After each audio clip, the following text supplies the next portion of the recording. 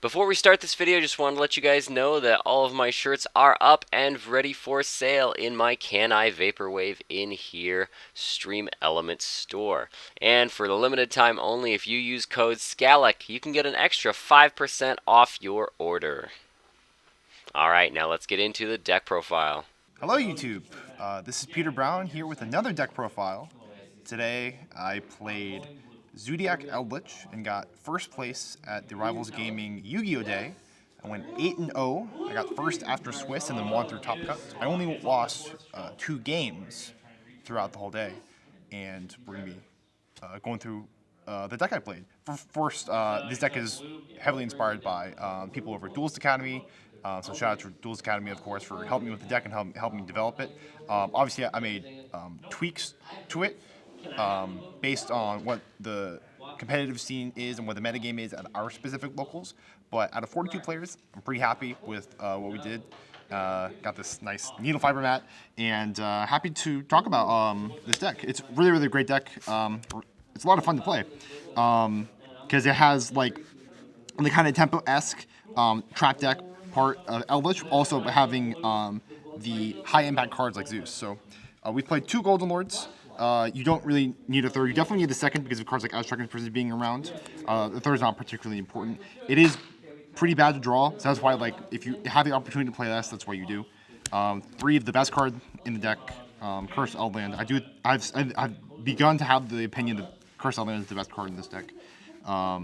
It does the most for one card, with the exception of if you account for how Zoos interact. The Zoos are a lot easier to stop than Cursed Eldland. Cursed Eldland is high impact, and it's really hard to stop. And then we played 3 Sanguine, 3 Conch, 3 Hawk.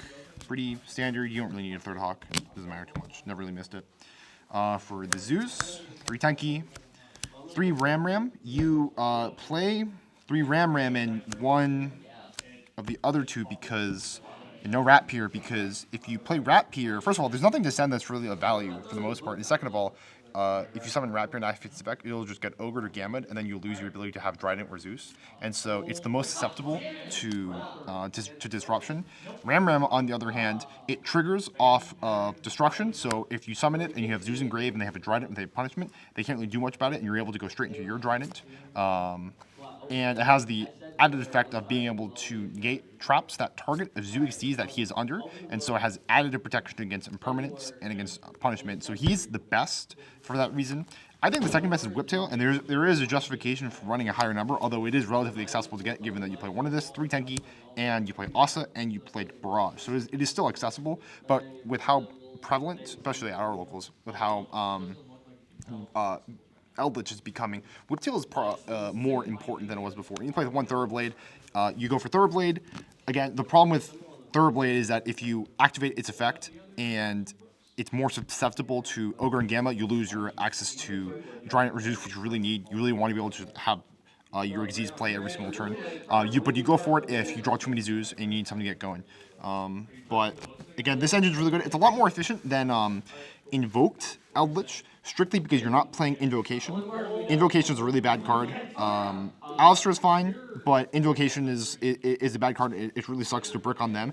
In this deck, like it's essentially the same thing. Like in an Eldlich Invoked deck, you play like 3 Meltdown, 3 Alistair, 2 Invocation, and the gist of the engine is you have Meltdown or Alistair into a Macabre. You have Alistair back in hand for in Macabre play next turn, and it's essentially a 1-for-1 just like Trident, but the difference is you're not playing Invocation, and you have the option for Zeus, and Zeus is infinitely better than Purgatrio. We don't even play Purgatrio anymore, we only play Agodia, so this engine is just like definitively better. I think you're not playing Barrage? We do play Barrage. Oh, it's just such a given that we don't, of course play Barrage. They had to limit this card in order to bring back Trident. It almost is like suggests that one of them shouldn't be legal. Like if you ever have to bring back a card, and limit another card to justify its existence, maybe the card shouldn't exist. One of them, I don't know. But Barrage is very silly. Yeah, of course. I just never drew it, so I kind of forgot about it. But it was just next there. 3 upstart. I'm sorry, 1 upstart because we play 39 cards. There are cards in this deck that are better than others, like Barrage and Cursed Eldland, so you won't play upstart. Less cards is mathematically better. 3 Ash. It's the most universal card in the meta. Hits Desires, Meteor Servant, Romulus, Sanguine. Very happy played it. Misk. Double Evolution Pill. It's probably, it's not the highest impact hand trap, but it's very, very reliable. And so it's pretty great, especially in long tournaments. 8 rounds is a long time. And so having 3 Ash in the main deck every time, it's great. I barely ever side it out. I only side it out against like Pure Zoo because that deck doesn't really depend on searches so much. Yeah, it has like desires, but I'd rather like side in for more hate against like their Zeus's and their Drydents. Then we played 3 Nibiru. This one was a much harder decision. I think this is the last 3 cards of my 40 card deck. And what I mean that if I were to cut anything, I'd cut this first because it is highly dependent on what people are playing around you. In a highly competitive tournament like the Extravaganza that's coming up, I can see a better justification with this coming up because of a higher prevalence of Infernoble, Dragon Link, going to be Drytron, and what's it? Infernoble, Dragon Link, Drytron, and Virtual World. And so this card has high impact against those, whereas other hand traps are just too weak. It's just the problem is just that this card is kind of a wash against Zoo. They usually play around it against Zoo. Eldlich, it's pretty much a wash. Dino, they have Misk, so it's kind of irrelevant. So it's a wash against a lot of things, but I play it anyway, and I am glad I did. It did come up because the main justification was it's not that particularly universal, but it hits the decks that I am most afraid of facing. Like I think Infernoble is a very unfavorable matchup for this deck, mostly because that deck is I don't know. I think Infernoble embodies what's wrong with modern day Yu-Gi-Oh. It's very, very you just have to draw hand traps and hope you stop them. Good luck with that. So you kind of have Nibiru, that way you're not forced to play a 2-game match against them. Because if you depend too much on winning matches 2 or 3, you can just not draw hand traps game 3 and then die that way. So happy with that. Played 3 Cosmic Cyclone. It works against everything, as Ryan said in his deck profile, and he's absolutely right. Cosmic Cyclone works against everything. Against Dragon Link, you hit the Buster Whelp, and against Eldlich, you hit Conquistador or Haquera or of course Eldland. Against Dogma decks, you hit Punishment. Against Dino, you hit Lost World. It works against everything. It's very, very good. 3 Book. It's a nice card that interacts with Zodiac cards because Zodiac cards are pretty prevalent. I faced a lot of decks that involve Zoo. It's good for turning off their Trident, for putting it face down so you can establish your own Trident and then a Zeus, or establish your Borbo and then you can go into Zeus. And then it's good as a trap because if they store some Zeus, you set it face down. It's really hard to extend through that, especially with Pure Zoo. This card just eats Pure Zoo. And so I did really well against my Pure Zoo opponents because they would just go wrap here, I would set it, they would pass, I would kill them. So pretty happy with that. 2 Droplet. I played less of Droplet at this event because than the standard 3 because it is not very good in the mirror. I played a healthy amount of mirrors. It's mainly important for combo decks, and I thought it was fine at this. I didn't even decide the 3rd. I think 2 is fine, and then 3 Ice Dragon's Prison. This is probably the biggest differentiating factor from what was used at the Extravaganza.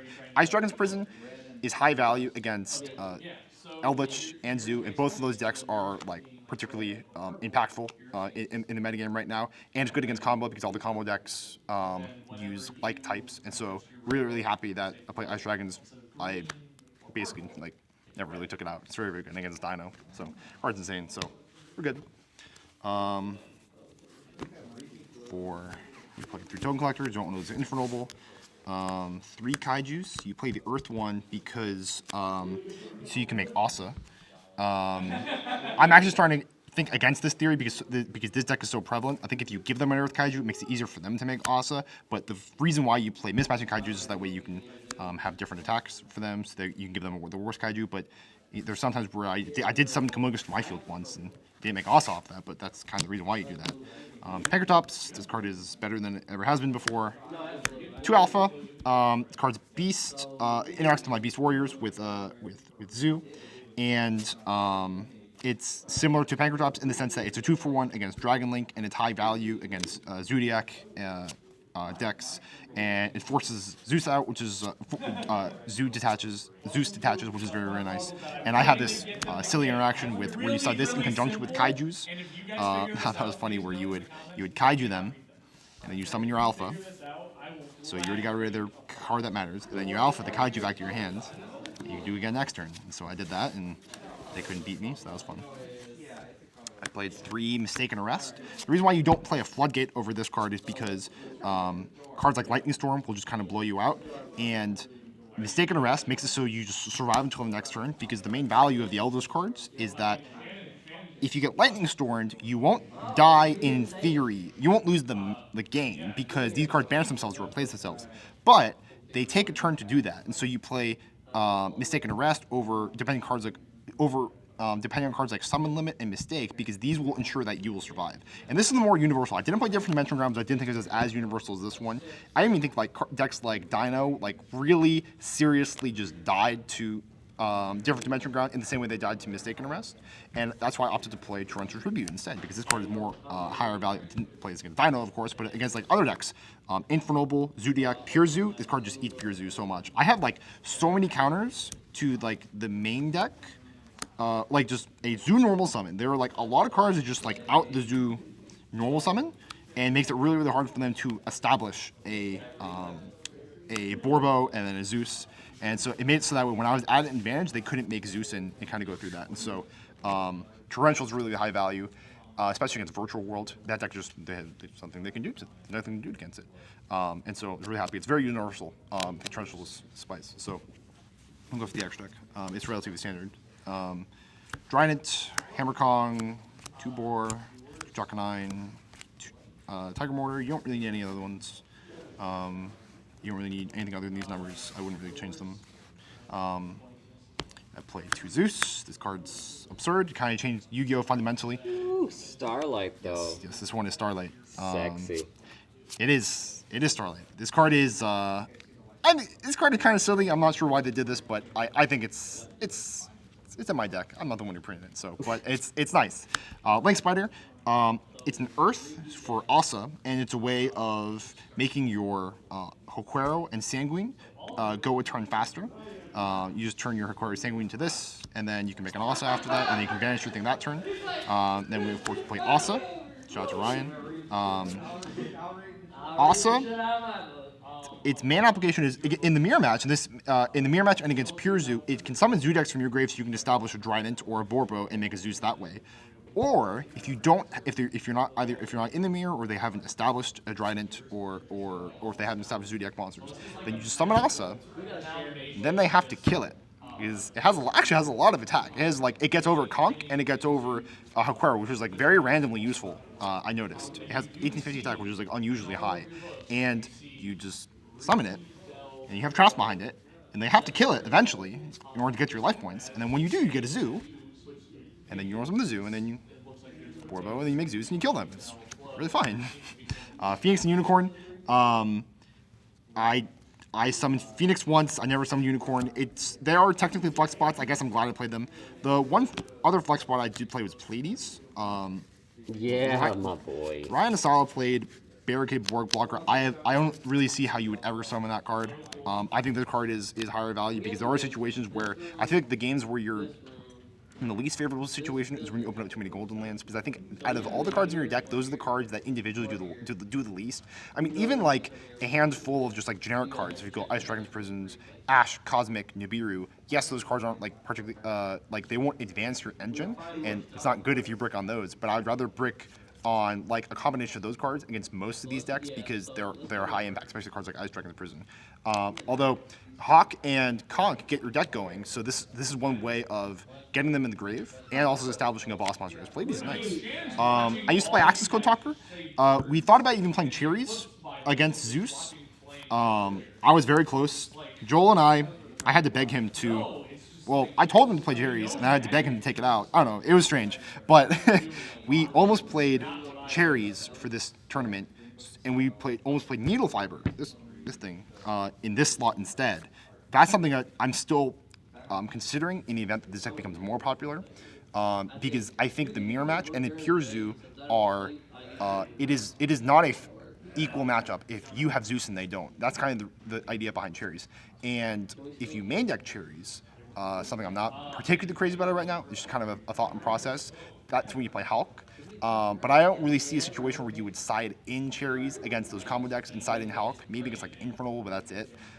Even then, it's like not that particularly high impact. But it's just the problem. The deck's kind of so don't deal with because of Aqua Dolphin and Smoker and all that. So that was the deck.